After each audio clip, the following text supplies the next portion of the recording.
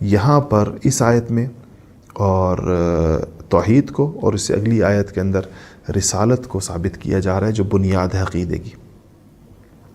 کیونکہ عقیدے پر ہی سارے اعمال کا دار و مدار ہے۔ تو اللہ تعالیٰ کی توحید کیسے بیان کی جا رہی؟ قُلْ لَوْ كَانَ الْبَحْرُ، آپ ان کو کہہ دیں کہ اگر لَوْ كَانَ الْبَحْرُ، اگر سارے دریا سمندر مدادن سیاہی بن جائیں، کیا بن جائیں؟ سیاہی بن جائیں، لِكَلِمَاتِ رَبِّي، اور اللہ کی باتیں لکھنے کے لیے، اللہ تعالیٰ کی صفات لکھنے کے لیے، اللہ تعالیٰ کی تعریف لکھنے کے لیے، اللہ تعالیٰ کے کلمات لکھنے کے لیے، اللہ تعالیٰ کی اوصاف لکھنے کے لیے، اللہ تعالیٰ کے کمالات لکھنے کے لیے، لَنَفِدَ الْبَحْرُ، تو یہ پورا سمندر جو سیاہی بنایا گیا تھا یہ ختم ہو جائے گا۔ یعنی دنیا میں جتنا پانی ہے، جو دریا سمندر ہے، ان کو سیاہی بنا دیں، اور اس سیاہی کو قلم کے اندر بھر بھر کے، قلموں کے اندر بھر بھر کے اس سے لکھنا شروع کریں، تو دنیا کے سمندر سوکھ جائیں گے۔ لَنَفِدَ الْبَحْرُ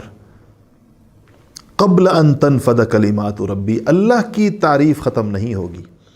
اللہ کی باتیں اور اللہ کے احکامات یا اللہ تعالیٰ کی صفات ختم نہیں ہو سکتی، بشرطے کہ لکھنے والے کے پاس جب اتنا علم بھی سارا اس کو پتہ ہو، معرفت اس کی اس درجے کی ہو۔ وَلَوْ جِئْنَا بِمِثْلِهِ مَدَدًا، اگرچہ جتنا دنیا میں یہ پانی ہے، اتنے سمندر ہیں، دریا ہیں، اتنے ہی اور بھی لے آئے جائیں۔ اللہ فرما رہے اتنے ہم ان کو اور بھی لا کر دے دیں، اتنا ہی پانی اور بھی لا کر دے دیں، جتنا بھی ہے اس کے علاوہ ڈبل کر دیں، اور پھر اس سارے کو سیاہی بنا دیں، اور پھر لکھنا شروع کریں یہ لوگ، تو پانی یہ سیاہی ختم ہو جائے گی، اللہ تعالیٰ کی صفات ختم نہیں ہوں گی۔ کیا ذات ہے وہ، کتنی بڑی ذات ہے، کتنی بڑی ذات ہے خود اللہ۔ یہ کسی خطیب کا مبالغہ نہیں ہے، یہ کسی مقرر کی لفاظی نہیں ہے، اللہ کی آیات ہیں قرآن کی، کہ دنیا کے سمندروں، ایک سمندر، یعنی سمندر تو سارا پانی آپس میں جڑا ہوئی ہے نا، تو یہ دنیا کا ایک سمندر، اور یعنی دنیا میں جتنا پانی کہہ لیں، اور پھر اتنا ہی اور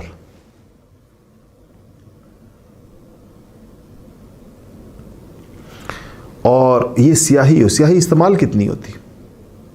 اور پھر اللہ تعالیٰ کی توصیف ہو، اللہ کی حمد و ثنا ہو، اللہ تعالیٰ کی صفات کا بیان ہو، اللہ تعالیٰ کے کمالات کا بیان ہو، اوصاف کا بیان ہو، تو یہ سمندر ختم ہو جائیں گے، وہ ختم نہیں ہوں گے، اتنی بڑی ذات ہے۔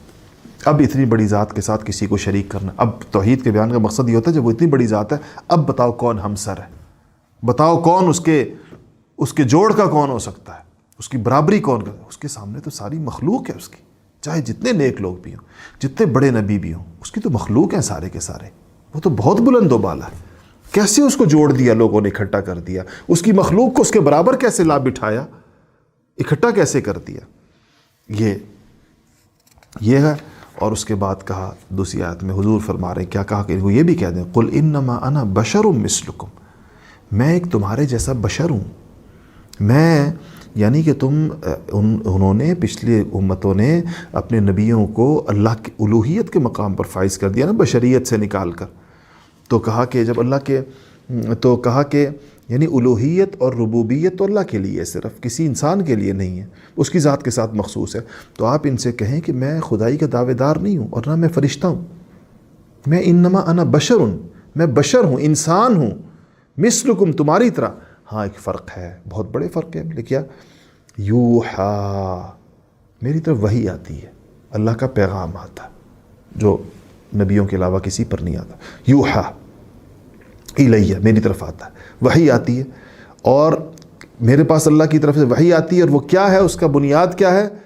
کہ انما الہکم الہ واحد، کہ تمہارا معبود برحق ایک ہی معبود ہے، تمہارا الہ ایک الہ ہے، تمہارا خدا ایک خدا ہے۔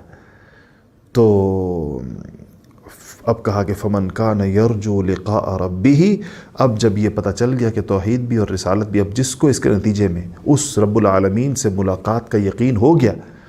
یا جس کو آرزو ہو جائے، فمن یرجو، چاہنے کے معنی میں ہوتا ہے، آرزو امید کے معنی میں استعمال ہوتا ہے۔ اب جو شخص اپنے رب سے ملنے کی آرزو رکھے، یعنی اپنے رب کا اب مقرب بننا چاہے، بندہ بننا چاہے، اس کو جب اللہ تعالیٰ کی یہ بڑائی اور عظمت سمجھ میں آ گئی تو وہ اللہ تعالیٰ